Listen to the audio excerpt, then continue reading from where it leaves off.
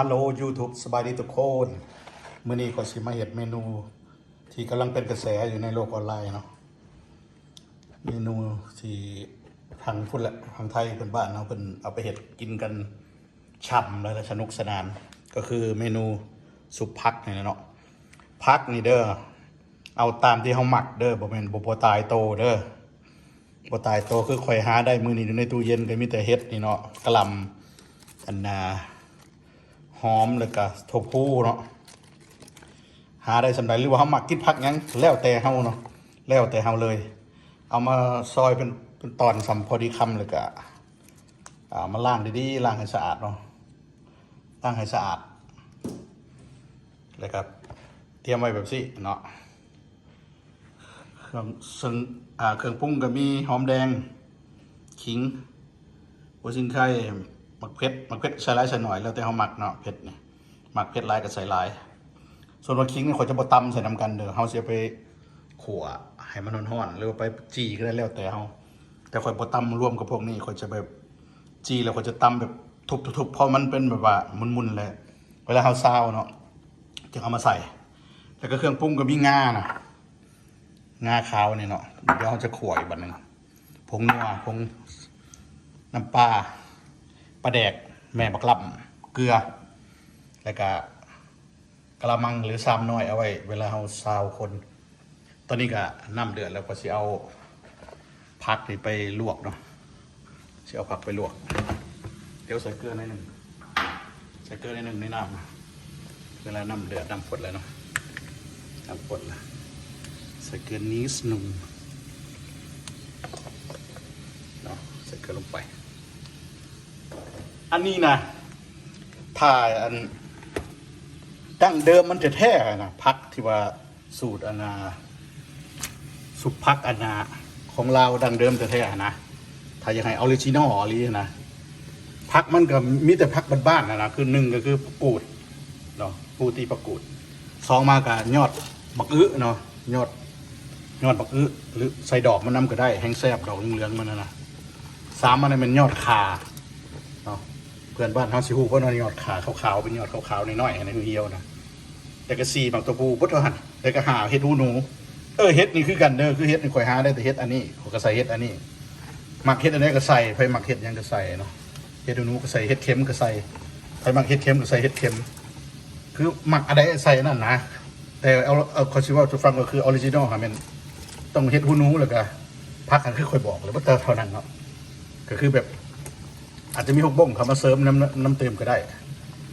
ยอดมันต้นเนาะจากออริจินอลมันแท้นะยอดมันต้นแล้วก็อย่างประกูดยอดคาแล้วก็ถั่วพูแล้วก็จะดูหนูไม่ต้องหั่นเนาะ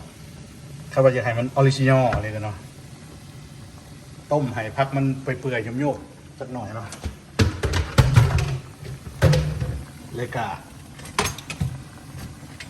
เอาลงบางคนก็เอาไปนอกดับดอกน้ำเย็นเนาะบนนอกก็ได้แล้วแต่เขาเนาะอยากนอกบนนอกก็สุดแล้วแต่บางคนก็อยากให้ผักมันเขียว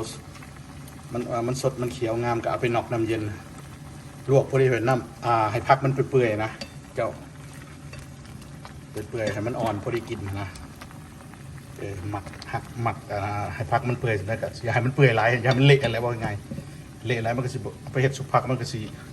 มุนใส่กันเนาะโอเครอถ่าโอเคเนาะหลังจากที่เขาลวกผักมาเลยเนาะเขาก็มาผักไว้เนาะยันน้ำออกแต่ก็บางจึงคั้นน้ำออกให้มันแห้งๆเขาจะแห้งได้เนาะคือปั้นน้ำออกนะว่าง่ายๆบางคนก็ไปนอกน้ำเย็นอยากนอกบนนอกก็สุดแล้วแต่เขาเนาะคนที่อยากให้ผักมันเคี้ยวๆสดใหม่ก็นอกน้ำเย็นก็ได้แล้วแต่แล้วก็เอาน้ำออกให้เบิดคั้นเอาน้ำออกเบิดให้มันแห้งเขาจะแห้งได้เนาะต่อไปเราจะไปขั่วง่าไปเนี่ยโอเคขั่วง่าเนาะใส่ไฟอ่อนๆใส่ไลท์ใส่หน่อยตามที่เราต้องการเลยเด้อขั่วพอมันเหลืองๆมีกลิ่นหอมเท่ากับเซาเห็ดไฟอ่อนๆชวนว่าอยู่เพื่อนบ้านไทยเพิ่นเขาเห็นเพิ่นใส่ถั่วดินน้ำมันนะกับผู้เพิ่นเอาสูตรมาที่ใส่เนาะแต่ว่าเจ้ามักกะโอเคใส่ได้บ่เป็นอย่างเนาะแต่สูตรมันแท้ๆนี่แต่ง่ายแหละบ่ได้ใส่ถั่วดินนี่ซั่นเนาะแต่ว่ามันก็แล้วแต่คนมักเนาะเฮ็ดอาหารเจ้ามักใส่ถั่วดินเจ้าก็ใส่เนาะแต่ว่าความบ่มักข่อยนะบ่แม่นแนวมัน ใส่แต่งาหัวเพราะมันเหลืองเนาะเหลืองหอมแล้วเอาไปพักไว้ใส่ถั่วน้อยไว้เนาะตอนนี้ก็มันเริ่มได้กลิ่นหอมๆเลยเนาะงาก็เริ่มเป็นสีเหลืองมันจะขัวดนเริ่มมันสิไหม้เนาะมันเริ่มหอมแล้วพอรสเอาใส่ถั่วน้อยไว้พักไว้หลังจากนั้นเขาจะมาจีหรือมาขัวพวกหอมแดงเนาะหอมแดงกระเทียมแล้วก็ขิงเอามาเพ็ดบางคนก็จีเอาก็ได้แล้วแต่เด้อจีสิเผาก็สุดแล้วแต่เพราะให้มันใหม่ๆหนึ่งนะให้มันหอมนะให้มันหอมตัวนี้นะไฟแห้งหน่อยหนึ่งสำเร็จสำหนึ่งก็ได้แล้วแต่หอมจีให้มันใหม่ประมาณนี้เนาะอย่าให้มันใหม่หลายคือสิได้ที่อะไรปะเนี่ยทำไปแล้วหลังจากนั้นเราจะไปตำไปโขกนี่เนาะเขาจะแยกขิงต่างหากแล้วเขาจะโขกไปแบบบริมุนเลยเพราะแต่แบบว่ามันหยาบซื่อๆนะมันหยาบซื่อๆนี่เพราะมันนะบางคนก็หมักอันโขกใส่กับเครื่องที่ว่าเขาปิ้งเลยก็ได้แล้วแต่หมักก็ได้ก็เห็นแต่ว่าคนหมักไปซิพอเขาโขกจนมุนเลยเขาไปเวลาซาวใส่กับสุภักนะมันจะเผ็ดเกินไปเนาะมันจะมีกลิ่นคิ้วเกินไปนี่เนาะแบบซีโร่ได้กว่าเห็ดนะเพราะมันมีกลิ่นคิงนะคุณหมายดังนั้นเขาก็มาตำพวกที่เขาจีเมื่อกี้นี้หลายคนก็แบบว่าตำพอหยาบๆก็ได้หรือหมักละเอียดก็ได้ก็แล้วแต่หมักเองเนาะคือคอยว่าเลยกันเห็ดกินมันประยุกต์ได้เห็ดได้เนาะออริจินอลออริจินอลเนาะแบบเคลื่อนยังดังเดิมมันรีมันเขากับบริวารสิเจ้าก็หมักแบบพอแต่เป็นก้อนโคโลกิเลกะก็สุดแล้วแต่เจ้าให้มันมีเท็กเจอร์เจ้าเชื่อหมักให้มันแหลกๆมันก็แล้วแต่เจ้านะตำพวกนี้เนาะเดี๋ยวตำแล้วเสียนะผู้อื่นหมักตำแหลกสมนักก็พูดแต่ค่อยประมาณนี้เนาะประมาณเห็ดแจ่วนี่พอดีใส่ไปเลยหมักไปได้หมักสำได้เอาตำสำนั่นหรอเนาะมันบดตายโตด้วยสูตรเด้อให้เจ้าหน้าที่ตำงาตำนิดนึงโขกว่าแบบให้มันแตกไม่กินหอมให้มันไล่ก็ได้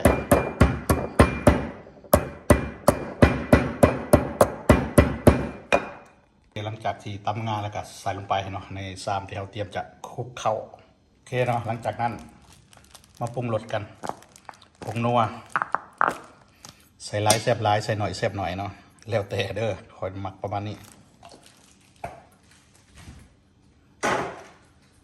ต่อมากอะ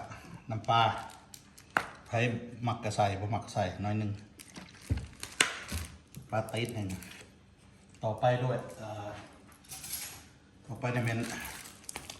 น้ำปลาแม่บักลับประมาณ1 บวงอย่าใส่หลายเด้อตัวไหนเค็มเด้อ1 บวงก่อนแต่ซีมเอาคำมันยังจางเลยจึงคอยเติมคำมันเค็มแล้วมันสิเอายากโอเคแล้วจากนั้นก็เตรียมใส่ถุงมือยางหรือบยใส่ก็แล้วแต่เลยแต่คอยมีถุงมือยางกับถุงยางห่อไปสิรถขยำให้มันเข้ากันคนเลยแล้วก็ชิมเบิ้งสูตรในตำนานกำลังเป็นทีคือนิยมเห็ดกินกันในโลกออนไลน์ใน TikTok ในคือกระทึกแหละมาจากYouTube คนในเขาก็เลยกับชิมเบิ้ง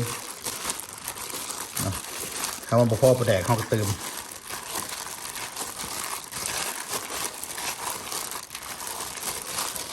เป็น